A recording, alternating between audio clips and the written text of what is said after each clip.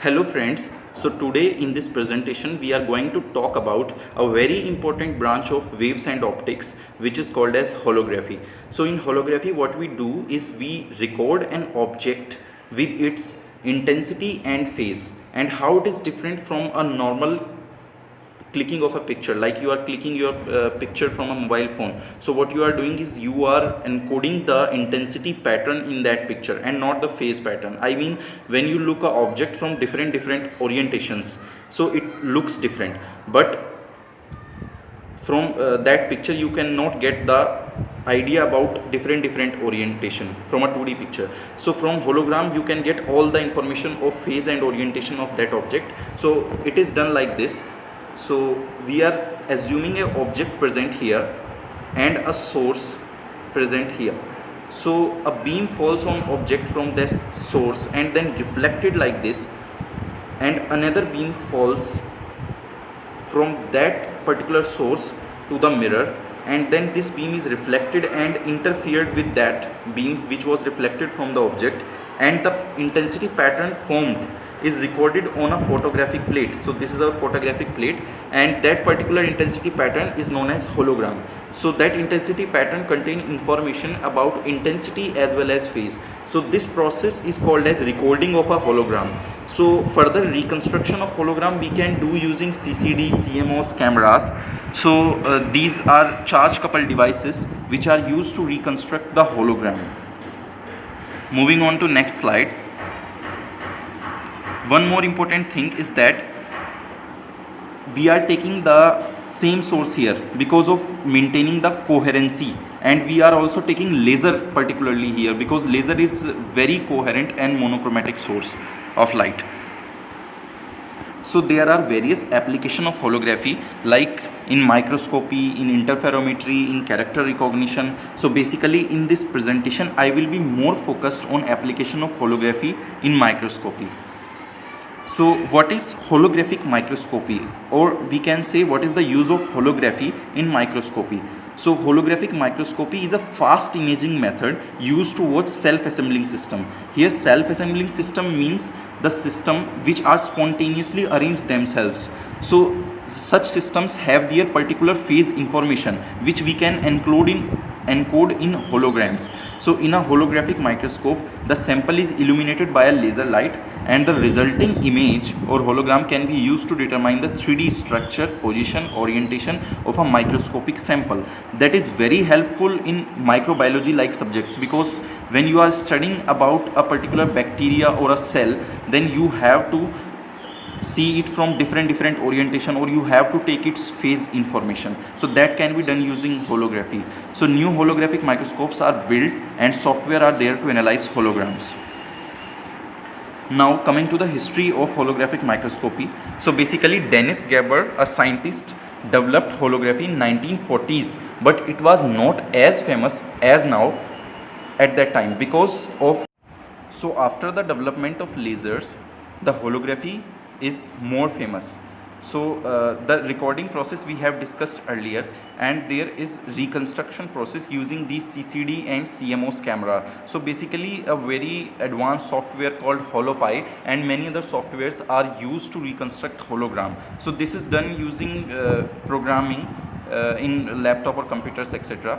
So this is a kind of advanced method of developing hologram, and that is called digital holographic microscopy.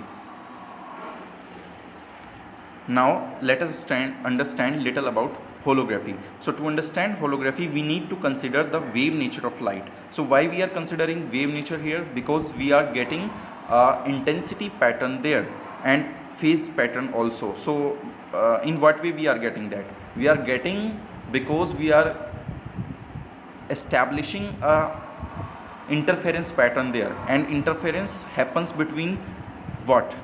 Between superposition of waves. So we have to consider the wave nature of light. At any point in space a light wave can be described by an amplitude and phase. So when we describe a light, like we have to describe the electric field vector, so we describe its amplitude, and then phase is given in the sinusoidal or cosinusoidal terms. So from there we can extract the information about amplitude and phase. So whereas a conventional photograph captures the intensity of light reflected or scattered from an object, a hologram can capture both amplitude and phase. This we have discussed earlier. So these beams are having particular names, what we have discussed before. So the beam which is reflected from the object is called as object beam, and the beam reflected from the mirror is called reference beam. So these two beams interfere with each other, and the intensity pattern or the interference pattern is recorded on the photographic plate, and that is aimed at the camera. If the two waves are coherent, meaning the phase is well defined at each point in space, so they can interfere or beat with each other to produce interference fringes. So this statement particular means that if the phase is well defined at each point, then we get a interference pattern encoded on the photographic plate. So now this particular slide belongs to the use of holography in microscopy specifically. So we are imaging a microscopic particle using holography. So how it is done? It is done like this. Suppose we have a microscopic particle present here, and we send some plane wavefronts. Plane wavefront corresponds to the rays traveling in a straight line. So these are the wavefronts, and after striking with these particles, these wavefront becomes spherical in shape, because the rays will going to diverge like this, and diverging rays will be having the spherical wavefronts. So these wavefronts, when interfere with the plane wavefront, they give an intensity pattern of the kind which we will going to see in next slide.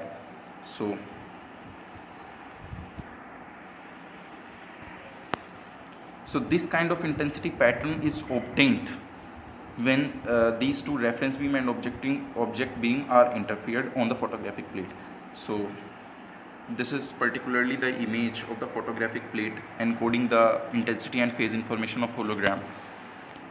This is a microscopic particle, and this particular beam is called as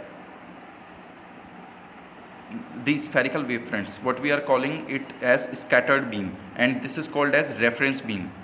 So this reference beam, when interfered with this scattered beam, forms an intensity pattern like this. So we can also say it as object beam, and this as reference beam. What we have discussed in case of the holography, we discussed with object and mirror.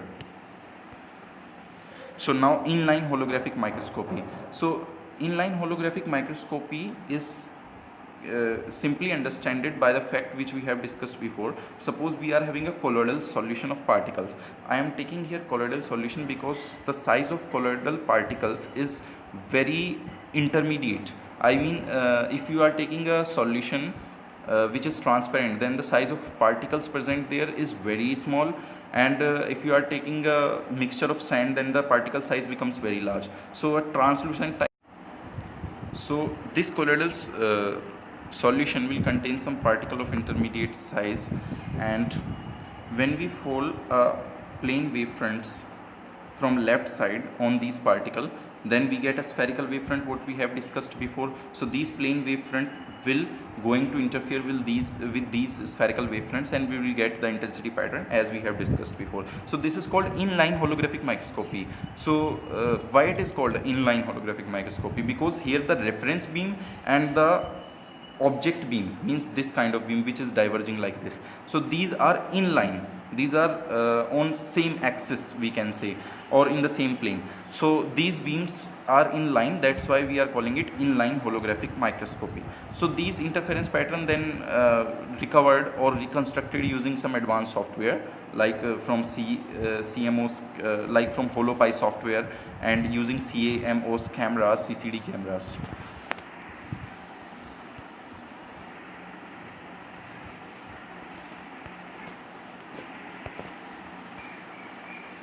So this is a digital holographic microscopy numerical focusing on paramecium. So these are paramecium